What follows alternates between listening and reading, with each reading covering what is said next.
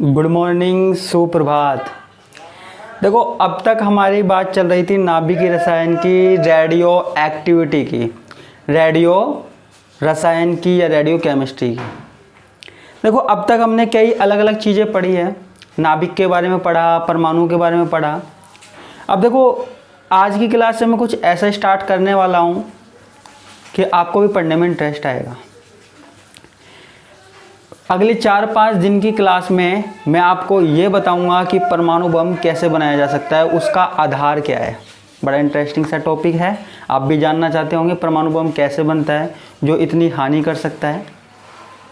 एक एक छोटी छोटी बात बताऊंगा कि परमाणु बम कैसे बनता है, किस चीज़ से बनता है, किस तरीके से काम करता है।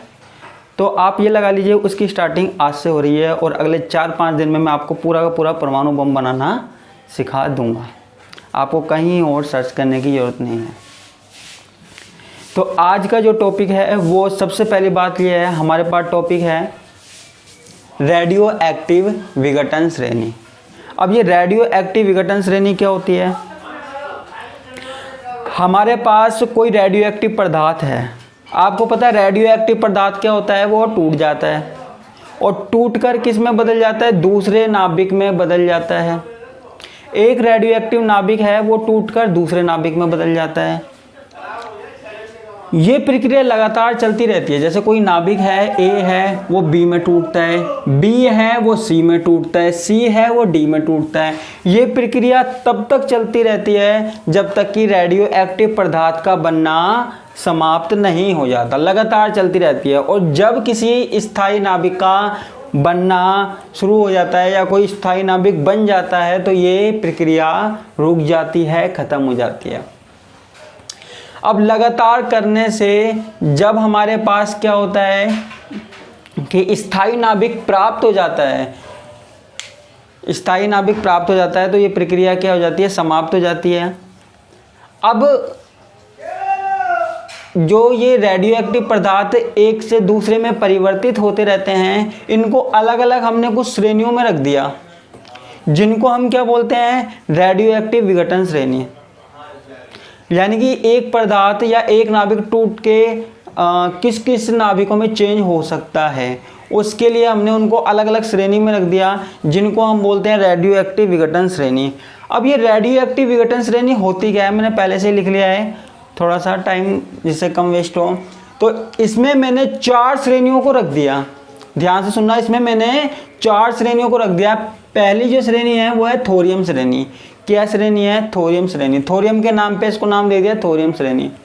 अब देखो, ये स्टार्ट कहाँ से होती है? ये स्टार्ट होती है थोरियम से, जिसका परमाणु क्रमांक क्या है? 90 और ये है 232। क्या है? द्रव्यमान संख्या क्या है? 232। और कहाँ तक जाती है? पीबी तक जाती है, जिसका परमाणु क्रमांक क्या है? 82 है और द्रव्यमान संख्या कितनी है? 208 है। अब देखो, जो थोरियम श्रेणी है इसको हम 4n श्रेणी बोलते हैं। अब 4n श्रेणी क्यों बोलते हैं? इसकी द्रव्यमान संख्या में इस श्रेणी के बीच में जो भी तत्व आते हैं, इस श्रेणी के बीच में जो भी तत्व आते हैं, उनकी द्रव्यमान संख्या में अगर 4 का भाग दिया जाए, किसका भाग दिया जाए? 4 का भाग दिया जाए, तो कोई भी शेषफल नहीं बचता है। क्या नहीं बचता? कोई भी शेषफल नहीं बचता। तो ऐसी श्रेणी हमारे पास क्या कहलाती है? थोरियम श्रेणी कहलाती है। क्या कहलाती है बच्चों? थोरियम श्रेणी। इसके बाद जो दूसरी श्रेणी है वो है नेपच्यूनियम श्रेणी है। ये देखो, ये कोई प्राकृतिक श्रेणी नहीं है, ये हमारे द्वारा बनाई गई है, कृत्रिम श्रेणी है। अब इसमें क्या होता है? ये प्लूटोनियम Pu 94 परमाणु क्रमांक होता है जिसका, और द्रव्यमान संख्या 241 वाला से लेकर बिस्मित 83 तक होती है। अब देखो, इस श्रेणी को बोलते हैं 4n+1। 4n+1 क्यों बोलते हैं? अगर इसकी द्रव्यमान संख्याओं में 4 का भाग दिया जाए तो शेषफल क्या बचता है? 1 बचता है। इसलिए इसको हमने नाम दे दिया 4n+1 श्रेणी। ऐसे ही हमारे पास कौन सी श्रेणी है? यूरेनियम श्रेणी। यूरेनियम श्रेणी क्या है? ये यूरेनियम से स्टार्ट होती है 92, जिसकी द्रव्यमान संख्या क्या है? 238 है। और ये कहाँ तक जाती है? Pb 82 206 तक जाती है। इसको हम बोलते हैं 4n+2 श्रेणी। अब तक तो आप समझ गए होंगे कि इसको 4n+2 श्रेणी क्यों बोलते हैं, क्योंकि इसमें 4 का भाग दिया जाए तो शेषफल कितना बचता है, 2 बचता है। 4 का भाग देके देख लेना इसमें और इसमें भी, तो हमारे पास कितना बचेगा, 2। और इसके बीच में जो भी एलिमेंट आते हैं ना उनमें 4 का भाग दोगे तो केवल 2 बचेगा, ध्यान रखना। इसी प्रकार है हमारे पास एक्टिनियम श्रेणी। एक्टिनियम श्रेणी किससे स्टार्ट होती है, यूरेनियम से, यूरेनियम 92 से, और कहाँ तक जाती है, Pb 82 तक जाती है। अब इसमें क्या होगा, इसमें हम अगर 4 का भाग दे तो शेषफल कितना बचता है, 3 बचता है। कितना बचता है, 3 बचता है। तो हमारे पास ये कितनी श्रेणी हो गई, 4 श्रेणी हो गई। रेडियो एक्टिव विघटन में कितनी श्रेणी हो गई, 4 श्रेणी हो गई।